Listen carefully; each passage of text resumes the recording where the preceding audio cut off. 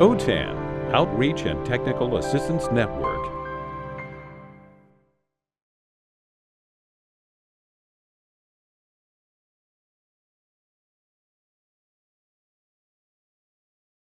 Hello, everyone. My name is Gerald Dumiging. I am a project specialist for the Outreach and Technical Assistance Network, otherwise known as OTAN. And I'd like to welcome you all to this month's OTAN Tech Talk. Our speaker today is Maricel, and her topic is using available models to approach an AI policy in your classroom. Take it away, Maricel. Yay, welcome everybody. So let me get my screen running up here.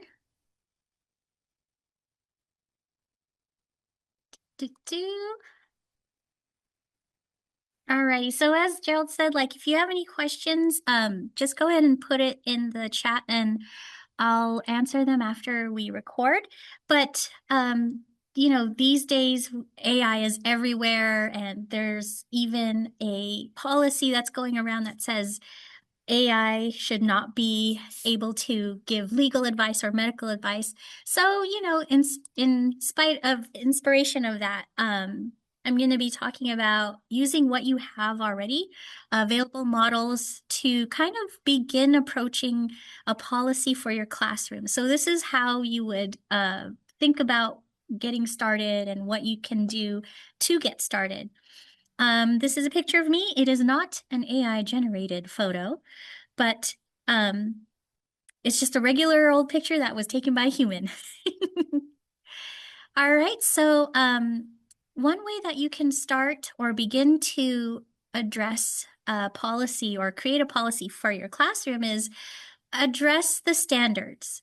How do you address the standards with the assistance of AI as a tool? So, calculators are a tool, Chromebooks have now become a tool, cell phones are a tool. And so AI, whether it be Gemini or ChatGPT, can be used as a tool. And the CCRs for adult education does have a portion that says technology can be used across multiple subject areas like math, science, social studies, English. They all have some way of addressing technology in the classroom. And this is the link to the adult ed standards. This is the one that I used from the links.ed.gov website. And you can always go back to the standards. Like if you're ever wondering, how do I start? Same thing as when you do a lesson plan. You always start with the standards and see how it would fit and how it would help your students that way. Alrighty. Another part that you can do is think of where AI can be incorporated to build your student skills, whether it's through your lesson planning. So you could incorporate AI through a daily warm-up, a group work, setting aside a day where you can just do all technology. You can also do a unit that's interspersed throughout the semester. And as a teacher, you can always do a backwards plan. So you start with the product in mind, and then you plan how to get to that end subject. So a quiz, a test, a project. And I'll show you an example that my students used as a way that I backwards planned. And then also think about your plagiarism policy. Does your school have a plagiarism policy? Do you have a plagiarism policy in your classroom? So the thing about plagiarism is having students demonstrate their knowledge without copying and pasting something online. Well, now that we have AI, we can start thinking about AI as kind of like a more is a different type of search engine. So you have search engines like Google, Yahoo. Anyone still use Yahoo? And you have a list of websites. When you do a search, you have a list of websites where you can get results of whatever you're searching for. Versus AI generates the responses in full sentences, paragraphs, and even bullet points. So I teach my students that AI and search engines are basically the same thing. And so you still have to give credit to AI, even though it has a generative response that looks and talks like a human. And when you retrieve information, whoops, that's for later. When you retrieve information, how do your students put that in their writing? How do they put that on their paper, in their projects? How do they give that credit to the original source? And so when you look at your plagiarism policy, you can kind of pick out some format in which your AI could also be put in a policy. And then for this, you would let your students shape the policy itself. So when you observe your students, take a look at what learning styles they have. Are they the type of person that needs to hear something? Or do they like to do things while they listen? So take a look at their different learning styles, and you as their teacher know best what their learning gaps are and what their learning behaviors are. So if you notice that a student is struggling in class, and they need extra time outside of class to do it, but you're not really available at like 12 in the morning, AI could be a good source to help them put together information that they would need you for, but you're unavailable to give them at that time. AI ethics and its limitations. So I just put this picture of how I kind of generated an image with Gemini. So my students and I did this activity where we would reimagine ourselves as superheroes. And this is a way to kind of show like some creative imagination that the students can have. So one of my prompts was, because I'm a bit older than my students, an older supervillain with super strength. And so AI generated this person, which is totally fine. But for me, I am more of a dark-skinned person. Also, I have longer hair. Also, my hair is not white. So you can address the ethics and limitations of AI with your students. And so with a few prompts, I was able to generate an image that was more me, more to my liking, which is the second picture down here. Longer black hair, darker skin. Also, I wanted to be on a beach because that's who I am. So when you work with your students on creating an AI generated image, you would teach them how to make the prompt to their liking. One of my students mentioned that AI tends to not use her body shape. She was a bit full-figured student, and she said, you know, this isn't me. This is not my body shape. And so she tried different prompts to make it more like her. And at the end of class, she said, I could see the limitation because the AI is pulling information from elsewhere, but there are some ethics with AI that need to be addressed, and it would be good to go over that with your students. Jobs, careers, your students are going to be using those technology in their future jobs and their future careers. So it would be good to start addressing AI because it's not going away. And we have been using AI in its simplest form. Like if you use Grammarly, they actually have an editing tool that would give you suggestions. That would give you suggestions on how to spell something or a word that would sound better in that sentence. So we have been using AI for a long time, but, oops, sorry guys. But the jobs and careers are starting to use AI in some form. So having your students that safe place in the classroom to be able to use AI and experiment with it would be better than having them fumble around at work. And the whole point of this doing AI in the classroom is so that you learn together.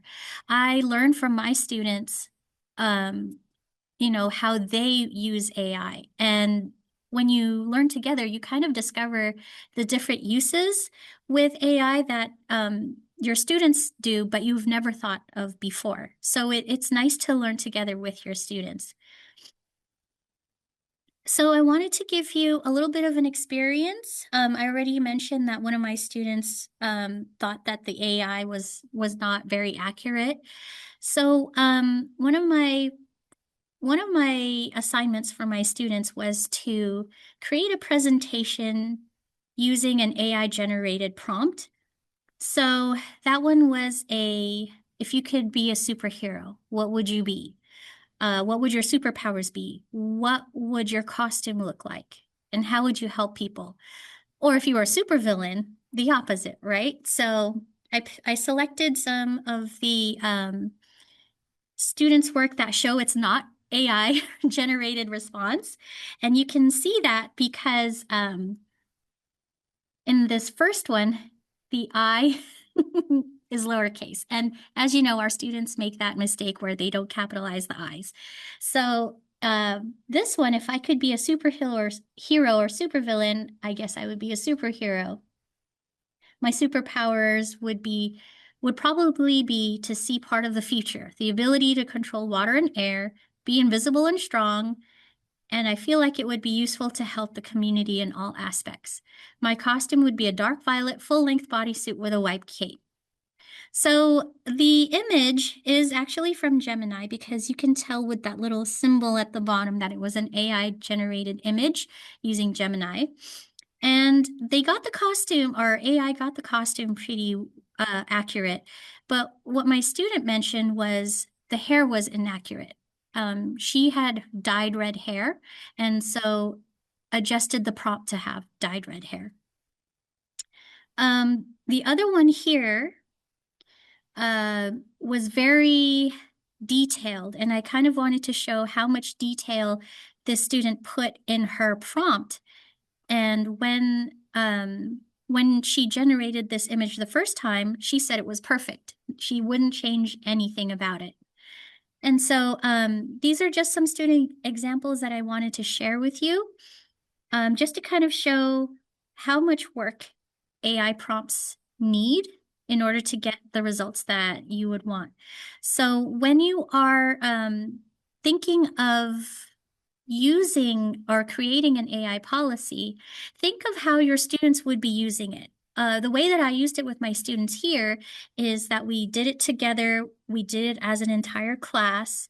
And then we also talked a little bit about Gemini. So because we are a school, I'm in Eastside Adult Education, we have a setting where the prompts and the searches are not shared with anyone else. So that's one of the benefits that we have with Gemini. But the thing that I envisioned was to have my students create this kind of presentation that they could begin sharing and begin communicating their presentations, practicing their presentations, practicing their speech. And one of the ways to start that was to have an AI generated imagination of themselves. So what I envisioned for them was to have a slides presentation, and that was my backwards planning. That was my outcome, was to have them do a presentation, a slides presentation. And we started working backwards with AI, in which they would generate an image to put in their presentation. But then they needed a prompt to have an AI generated image.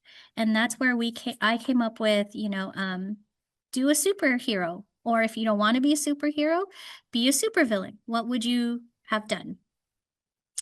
And so having this where you let your students shape the policy can begin to inform you how you want AI to be used in the classroom.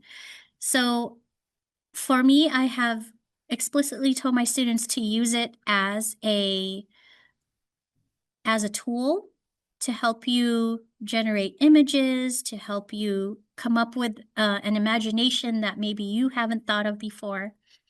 And I'm just going to go backwards here. And then I talked with them about what I expected as plagiarism. Does AI count as plagiarism? Yes, if you copy it yourself. If you don't summarize the information yourself, then that would mean you are copying. And so when I use my plagiarism policy, I make sure to incorporate AI as part of the plagiarism policy. And then when I create my lesson plans, I try to see where I can incorporate AI in here. Now, I'm not going to be using AI every single day, but to expose the students by having a tech day or having a daily warm-up would help them understand that this is the safe place where you can use an AI model, but also to be used as a tool. And then I make sure that after all of that, everything fits within the state standards. All righty. So thank you for joining me today. This is the OTAN Outreach and Technical Assistance Network. Thank you, Maricel, for all of that great information. OTAN would also like to thank all of you for coming to this Tech Talk. If you have an EdTech tool or some tips that you'd like to share with the adult education field, email your idea to support@otan.us. We also encourage you to subscribe to the OTAN YouTube channel, and whether you can view OTAN videos, you can contact OTAN for additional services, including professional development at your site. Visit the OTAN site at otan.us or contact us by phone or mail. Thank you again for watching today's OTAN Tech Talk.